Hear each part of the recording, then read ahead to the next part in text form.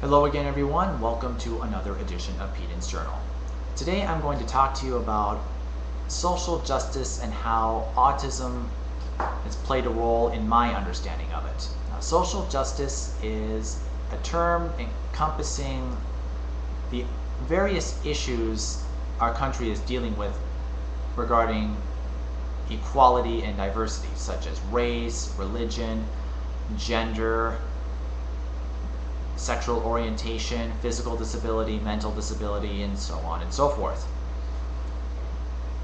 And I have a feeling that the struggles I dealt with growing up as an autistic helped me understand the other issues going on with other people who may not even fit in the mental disability community.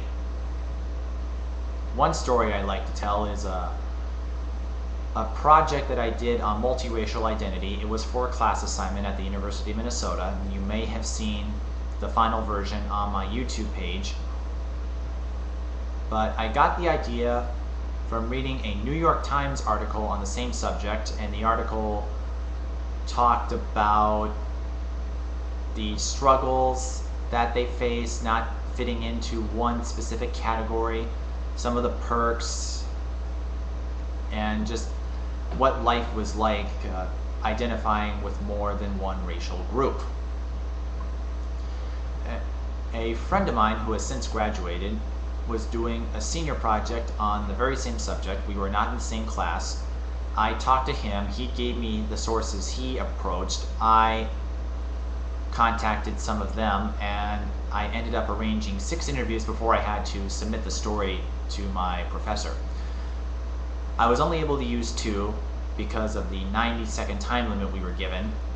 That's about how long packages run in television news.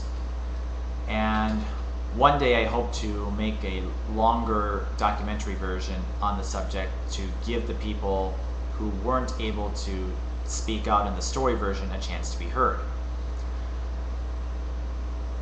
One of those interviews was with a good friend of mine, and she told me about how students would call her an Oreo in school.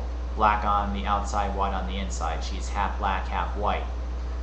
And after the interview, I thought about it for a second, and then of course remembered all the different kinds of Oreos we have out there. It's one of my favorite cookies. You've got the classic, the regular Oreos that I'm sure everyone is familiar with.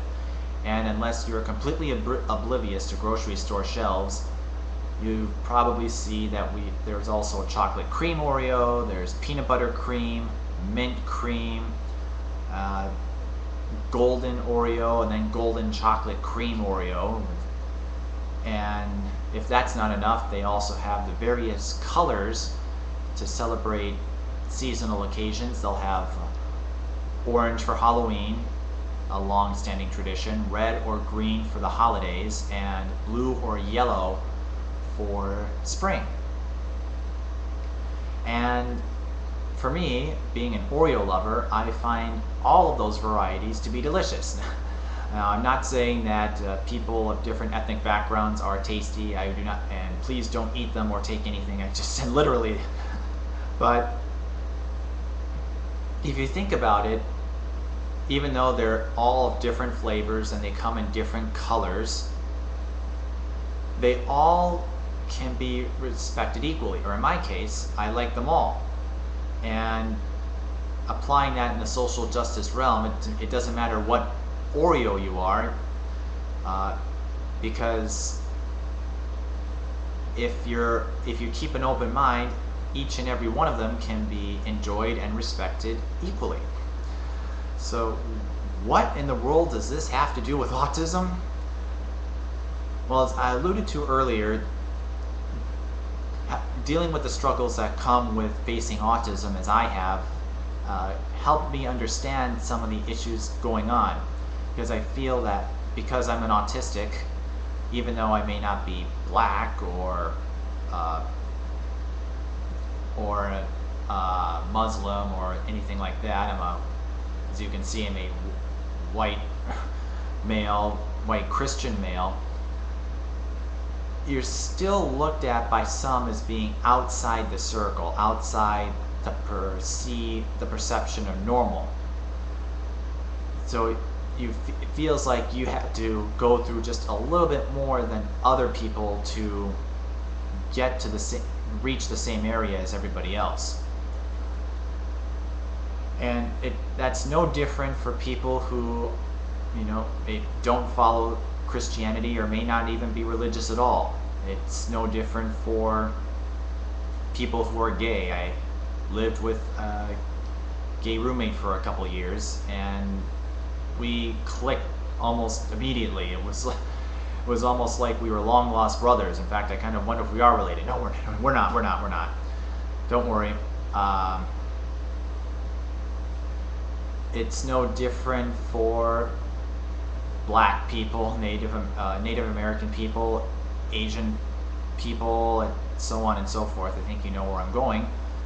We've all had to deal with something that other people may not have to deal with because of where they come from and what they were given.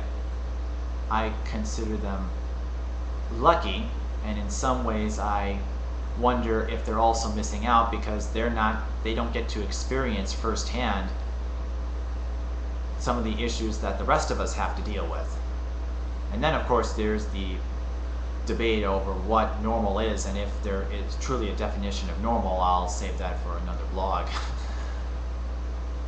But I went to a social justice retreat a year and a half ago, and I had the most wonderful time.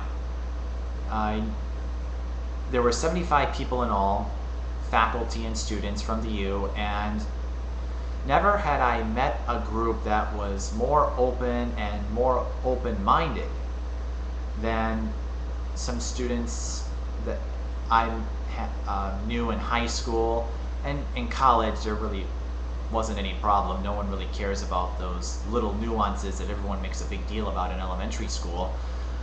But still, for that weekend, it just felt like everything could go out on the table and you wouldn't have to worry about being subjected to questions, subjected to false accusations, subjected to pity, as is the case with a lot of autistics and other people with mental disabilities. And I understood, and I learned and subsequently understood many more things than I could have ever imagined about social justice and what that means. Now, you're not going to find me at a march or a rally because I'm a journalism major, and that would be a big no-no, especially with all the watchdogs out there that I'm sure would just love to pounce on scrawny little journalists like me. But I take all the observations I make, and I take all these observations and absorb it and try to learn as much about it as I can, because just like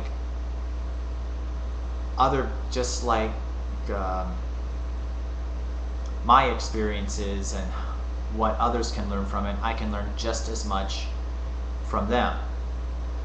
On that retreat, I was subjected to a lot of questions from others, but they were appreciative of my story, and I was equally as appreciative of theirs, because information is the best weapon we have against intolerance.